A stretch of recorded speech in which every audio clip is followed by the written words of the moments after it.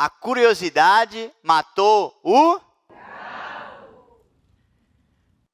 Por ironia do destino, eu nasci num bairro chamado... Calma, eu vou falar disso mais tarde. Hoje eu vim falar sobre o impossível. Sobre essa palavra que a vida insiste em me dizer desde o dia que eu nasci. O impossível, o improvável, o isso não é para você. Uma palavra que está na vida de muitos brasileiros, assim como na minha. Eu brinco que quando eu nasci, eu olhei para Deus, Deus olhou para mim, eu olhei para Deus, Deus olhou para mim e falou: "Você tem certeza que você quer ir?"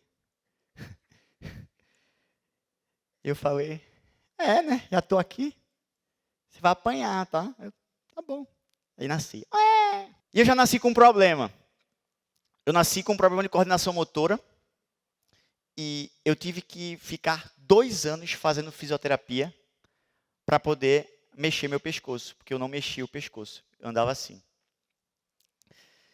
Aos 8 anos de idade, eu tive que começar a trabalhar. Eu vim de uma família pobre, a minha mãe era costureira, e aos 8 anos de idade, a gente costurava as roupas no quintal e ia vender na feira de Caruaru. E eu lembro que eu adorava aquilo ali. Eu adorava o comércio, eu adorava vender. Minha mãe sempre me incentivava, me empurrava. Só que a feira era de madrugada. Eu dormia poucas horas para que às 7 da manhã eu pudesse ir para o colégio. Eu dormia numa tábua de madeira e o meu travesseiro eram short jeans. E o meu pescoço doía. E quando chegava no colégio, como eu dormia pouco, eu dormia mais na aula. E quando Deus falou que eu ia apanhar, eu ainda não estava entendendo. Era só o começo. E eu não entendia porque a vida dos meus amiguinhos era diferente da minha. Aos 12 anos de idade, eu passei a maior vergonha da minha vida. Na frente da escola, eu já sofria bullying porque meu pai chegava na bicicletinha velha, aquela Monarch, vocês conhecem, né? Espero que não conheçam, mas... E eu ia no guidão, eu morria de vergonha, né? Meu pai na bicicletinha velha. E nesse dia, você sabe que criança tem uma mente muito fértil, né? Criança é um serzinho diferente, sem noção de algumas coisas. E aí, um amigo meu chegou para mim e fez: "Anderson, eu te dou R$ 13 para tu lamber o chão aqui na frente de todo mundo." O impossível, o improvável, o desafio sempre foi meu combustível. Ele duvidou? Tá bom. Eu fui lá e lambi o chão. E eu ganhei 2 prêmios. O primeiro prêmio foi os R$ 13 que ele me deu. E o segundo prêmio foi um apelido carinhoso. Apelido esse que ele tive que escutar por 5 anos. Na final dos interclasses, eu era um bom goleiro. Eu tive que escutar esse apelido 5 vezes, 5 anos diferentes, em voz alta, numa quadra cheia. Rato, rato, rato. Só que ninguém sabia que eu morava na beira de um canal.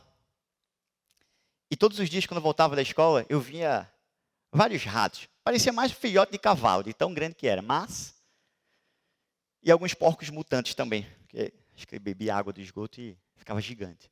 Por isso que eu nunca comi carne de porco. O bullying no colégio se tornou rotina. A vergonha não foi no crédito, não foi no débito. Ela foi um empréstimo consignado, parcelado em 5 anos. Eu me senti mal. Eu me senti incompreendido. Eu me sentia triste. Eu me sentia diferente.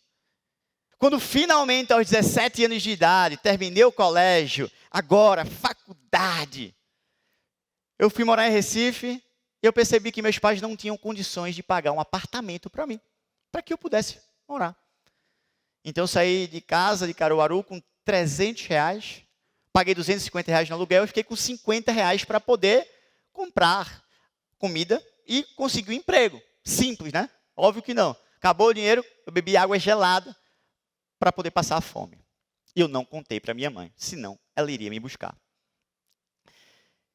E eu comecei a vender livros nas portas, comecei a fazer grana para poder sobreviver. Trabalhei tudo que você imaginar, vendedor ambulante, vendedor de livro, vendia curso de informática naquelas escolas no centro da cidade de Recife, e fui, sempre sobrevivendo. Foi aí que eu entendi, e eu queria passar a primeira grande mensagem para você aqui, adaptabilidade. Eu pegava uma caixa pesada, cheia de livros, ia no sol quente, meio-dia, vender nas comunidades de Recife, para ganhar R$ 2,50 e achava ok. Porque eu estava adaptando a realidade. Foi aí que eu parei para ver o passado.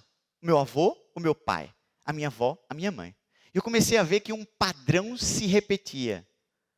O ciclo da escassez. Eu nasci numa família onde a palavra escassez estava na mesa. Assim como na maioria dos brasileiros. E quando a gente fala de escassez, a gente fala de escassez mental, escassez financeira e escassez emocional. E eu entendi que toda a minha família, toda a minha ancestralidade, isso eu aprendi de forma intuitiva mesmo, não investiu em conhecimento. Por diversos motivos. Oportunidade, falta de conhecimento, enfim. Foi aí então que eu decidi ter a brilhante ideia. E estou vendendo algumas coisas que com certeza saem do interesse de vocês, certo? Coisas que vendem no shopping, eu vendo com preço bem mais abaixo. E vender capinhas de celular. Capinhas de celular. No ônibus, nos shoppings.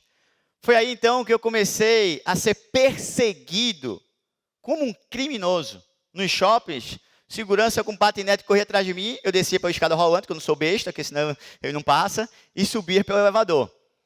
Foi aí que eu fui chamado de muambeiro. Foi aí que eu fui chamado de vendedor de capinha, que isso não é, vai estudar. Enquanto isso eu fazia faculdade. E eu lembro que, dessa vez, o intuito de fazer a grana era para buscar conhecimento, era para fazer um intercâmbio. Na época, capinha era hype, como vocês falam, né? E para fazer isso, eu chegava ali no quiosque do shopping, quando o cara ia comprar a capinha, eu ficava escutando, aí eu escutava, tá caro. Aí eu, é? Aí quando ele saiu, eu tenho mais barato, vem cá, vem cá. E aí puxava pro cantinho e tome. Pois é, foram 3 meses assim, juntei os 30 mil reais, e aí vem aquela vozinha, compra um carro. Só que dessa vez eu não escutei o sistema, porque é a vozinha do sistema, do processo. Porque o sistema quer que você fique dentro dele. O sistema quer que você seja escravo dele. Para que você continue perpetuando o ciclo. Dessa vez, eu não escutei. Peguei o dinheiro, fui para a Europa, fiz meu intercâmbio e quebrei a bolha. Estourei a bolha. Foi aí que eu me apaixonei. Me apaixonei de verdade por viajar, por outras culturas. Voltei para o Brasil e aquela depressão pós-viagem, né? Que a gente volta de uma viagem, aí começa a comparar, ver fio no poste, na Europa não tem. Aí começa a ver buraco. Ah, tinha buraco aqui, é? Você estava acostumado, tá? Sempre teve. O buraco estava lá. Aí veio o pessoal lá na Europa, sorry. Ah, aqui, sai daí, sai da frente. Aqui em João Pessoa não, que as pessoas são muito educadas. Arrisco dizer até que João Pessoa é a capital mais educada do Brasil. De verdade. Parabéns.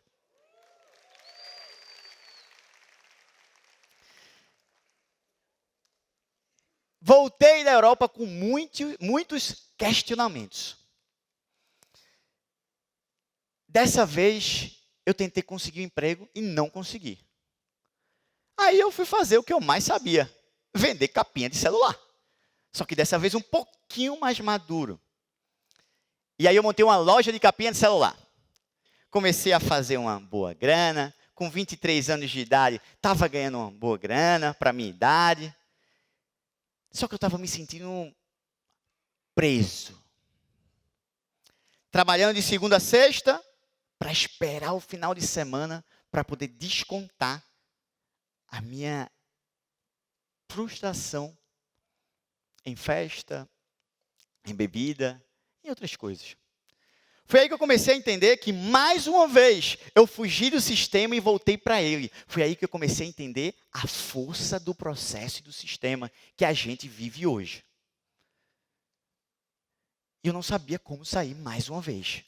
Estava com grana, que é o que eu sempre procurei, mas eu estava preso. Foi aí que eu comecei a entender que eu não tinha experiência com meu pai e com a minha mãe. A experiência era no almoço, domingo nas correrias, para poder já pensar em trabalhar. Foi aí que eu comecei a entender que a vida dá para a gente uma mala. Uma mala vazia. Uma mala que a gente escolhe se a gente vai encher essa mala de frustrações, de medos, de negatividade, ou se a gente vai encher essa mala de esperança, de experiências, de viagens, de momentos, de memórias. E um domingo, de tarde, quando eu deveria estar descansando, eu estava trabalhando, e meu pai foi me visitar na loja, ele foi para a janela, viu o mar e falou: meu filho venceu na vida. Foi aí que eu entendi que eu ainda não tinha vencido na vida. Porque vencer na vida não era ter dinheiro. Nesse dia, eu decidi fazer algo simples. Visitar todos os países do mundo. Simples. Coloquei no Google, visitar todos os países do mundo, e apareceu uma americana. Americana quebra recorde mundial por visitar todos os países do mundo. Seria possível esse passaporte azul, latino, nordestino, visitar o mundo inteiro? E eu escutei: isso é impossível. Você não tem dinheiro suficiente. Isso não é para você. Mas eu sempre fui uma pessoa curiosa. Eu sou aquela pessoa que, não vai dar certo não, tá? Deixa eu olhar. Eu sou o cara que coloca o dedo na tomada para ver se dá choque. E a segunda grande lição que eu queria passar para vocês era a curiosidade. E a curiosidade me fez vender tudo que eu tinha. Eu vendi por 120 mil reais e o orçamento da viagem era R$500 mil. Eu precisava juntar 380 mil reais viajando, sem voltar para casa. E aí, as pessoas me perguntavam: como é que você vai conseguir juntar esse dinheiro? E a resposta: sei. vou dar um jeito. E eu lembro que minha mãe, e essa é a terceira lição que eu quero ensinar para vocês, chegou para mim, na época que eu era pequeno, e me botou para desfilar. Eu era pequeno. E eu sempre fui gordinho, com aquela barriguinha. E ela: não, vá de novo, volta. Eu voltava, vergonha. Não, vá de novo, você está lindo, você está certo, vai lá. E minha mãe sempre me deu muita autoconfiança. Eu nunca conheci uma pessoa bem-sucedida e que não tem nada a ver com dinheiro, uma pessoa feliz, que não é autoconfiante. Então, se você não confia em você, comece a confiar. É impossível. Na verdade, impossível não, né? É improvável. E aí eu decidi, então, visitar todos os países do mundo e fui, sem seguidor, com menos de um terço do dinheiro, mas com a coragem, com a adaptabilidade, com autoconfiança e com a curiosidade. E mais uma coisa que eu aprendi, quando eu cheguei em Recife, as pessoas não queriam muita ideia, eu vim do interior, e eu entendi que o carisma que me fez me conectar com vários povos e culturas. E eu sei que já no país número 11, me deram um mata-leão, eu fui assaltado, eu desmaiei, quase que eu morro. Quando chegou no Caribe, eu começava a trocar roupa por prato de comida para poder sobreviver. E eu lembro que no Caribe eu dormi numa cama igual a minha, que tinha um buraco no meio. E eu dormi meio de ladinho, eu fiz: opa, já conheço isso aqui. Chegou na Islândia, acabou o dinheiro, e eu precisei beber água gelada para poder comer menos, para poder passar fome. Opa, eu já conheço isso aqui. Chegou em Barcelona, eu tive que dormir na rua, porque não tinha dinheiro para poder pagar os hotéis. Eu dormi no chão, estava meio frio, e meu travesseiro foi um pacote, que foi a minha mochila. Eu falei: opa, eu já conheço isso aqui. Quando chegou no Iêmen, que eu tive que pegar uma AK-47, entrar em um país em guerra, o meu bairro era uma zona de guerra. Eu já conheço isso aqui. E essa viagem não foi só de perrengues. Essa viagem teve muita coisa. Por ironia do destino, eu nasci num bairro chamado Liberdade. eu cresci na liberdade.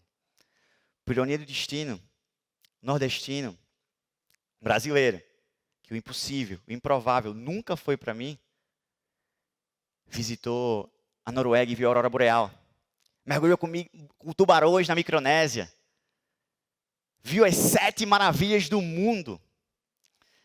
Pulou de bungee jump na Nova Zelândia, paraquedas em Dubai. Levou a família para poder ver o Coliseu em Roma. Por ironia do destino, a curiosidade, dessa vez, não matou o gato. A curiosidade salvou o rato. E eu quero dizer para você hoje que, se você tem um sonho, as pessoas vão falar que é impossível, que é improvável, que não é para você. Ah, vou abrir uma farmácia, já tem um bocado, não sai daí.